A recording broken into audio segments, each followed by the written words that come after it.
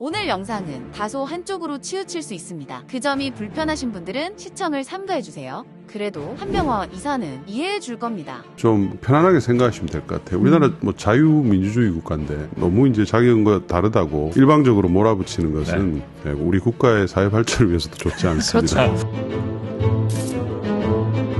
5월 13일 박순혁 이사는 서정덕TV에서 한 전문가를 언급했습니다. 매수 리포트를 썼다가 이제 상패가 된 게 SFC 한 건이 아니고요. 하나 더 있잖아요. 뭐였지? 유로스. 특정 애널리스트가 매수 추천을 하고 그 직후에 회사가 상패를 당하는 경우는 아주 드물어요. 두 번을 한다? 이거는 좀 그 사람이 좀 문제가 있다라고 좀 의심을 해봐야 되는 거 아닙니까?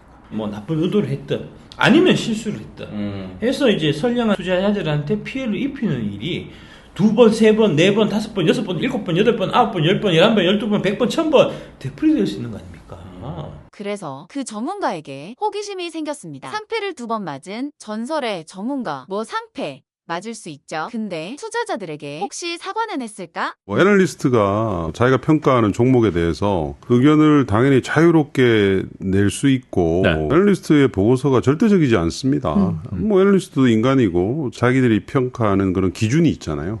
그 기준에 따라서 내는 거예요. 그쵸. 한병화 전문가의 상패 종목 도대체 어떤 종목인지 찾아봤습니다. SFC 하반기 실적 개선세 지속 2015년 기사입니다. 한병화 유진투자증권연구원은 SFC의 지난 2분기 매출과 영업이익은 전년 동기 대비 영업흑자로 전환했다며 매출이 감소했음에도 불구하고 흑자 전환한 이유는 일부 저마진 중국향 매출을 자제하고 국내향 매출을 확대했기 때문이라고 설명했다. 그는 SFC에 대한 투자 의견, 매수와 목표 주가 6,000원을 유지했다. 2020년 기사입니다. SFC 결국 상패, 주주만 피눈물, 물론 상패 맞을 수 있죠. 사이에 5년이라는 시간도 있었고요. 다음은 두 번째 종목입니다. 수소차 관련주로 추천했던 유로스. 여러분들이 투자하시는데 수소 관련주들에 대해서 굉장히 많이 공부를 하시고 또는 관련된 종목들을 계속 좀 확산시켜서 매매하실 필요가 있다. 이렇게 판단이 됩니다. 그래서 저희가 이제 목표 주가를 산정을 하고 있는 두산 피오셀, 상하폰테크 말고 유로스나 일진다이아나 진성 TC 같은 케이스도 좀 주목을 하실 필요가 있다 이렇게 판단을 합니다. 2020년 9월 기사입니다. 수소차로 떴지만 실적 부진, 재무 건전성 빨간불. 유로스가 수소차 관련주로 묶이면서 주가가 이달 들어 70% 넘게 급등했다. 그린 뉴딜 정책 추진으로 향후 수소차 산업이 수혜를 볼 것이란 기대감이 작용하고 있다. 다만 재무 건전성에는 경고등이 켜졌다. 부채 비율은 지난 2018년 160%대로 치솟은 뒤 올해 상반기까지 높은 수준을 유지하고 있다. 본업은 주춤하면서 매출도 40% 가까이 줄어들었고 자회사들의 적자도 지속되면서 실적에 악영향을 끼치고 있다. 그리고 기사 밑에 한병화 이사의 언급이 나와 있습니다. 한병화 유진투자증권연구원은 국내 수소차 부품, 소재업체들의 글로벌 경쟁력을 단기간에 따라올 국가는 찾기 어렵다는 점에서 관련주의 수혜가 기대된다면서 공기 베어링을 적용한 수소차용 공기압축기를 공급하고 있는 유로스에 주목한다고 밝혔다. 한병화는 제가 쓴 게 아니라 기사.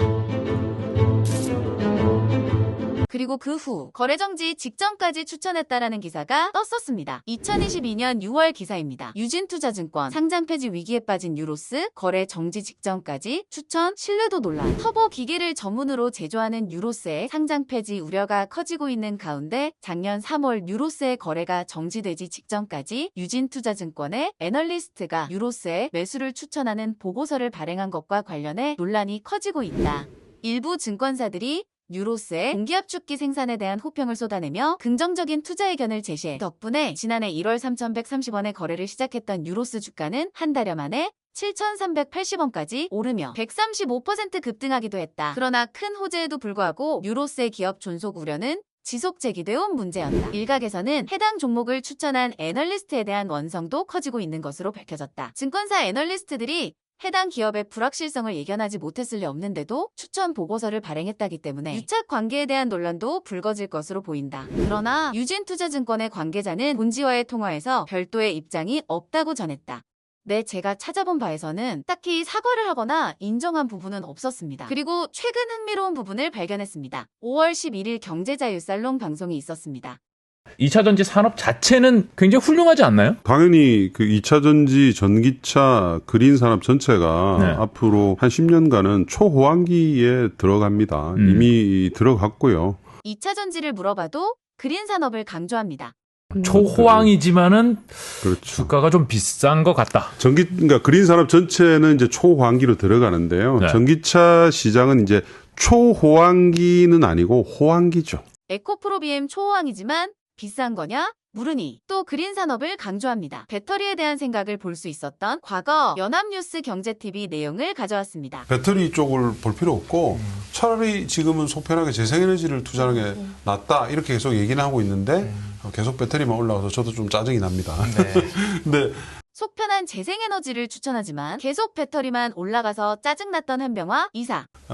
투자들이 배터리 쪽만 쳐다보고 있는 거죠. 네, 귀를 닫고 쳐다보고 있는 거라서 좀 그래서 많이 걱정이 됩니다. 네. 투자자들이 귀를 닫고 배터리만 보고 있어서 걱정이 된다는 한병화 이사. 투자자들에 대한 걱정이라면 과거 본인의 잘못된 추천에 대한 사과라도 하는 게 맞지 않을까 싶습니다. 아니면 투자자가 아니라 다른 무언가를 걱정? 아무튼 추후 재생에너지와 수소 관련주들이 올라간다면 한병화 의견 재평가다 언급이 나올 수도 있겠지만 그동안 보였던 자세는 조금 아쉽지 않았나 생각해봅니다.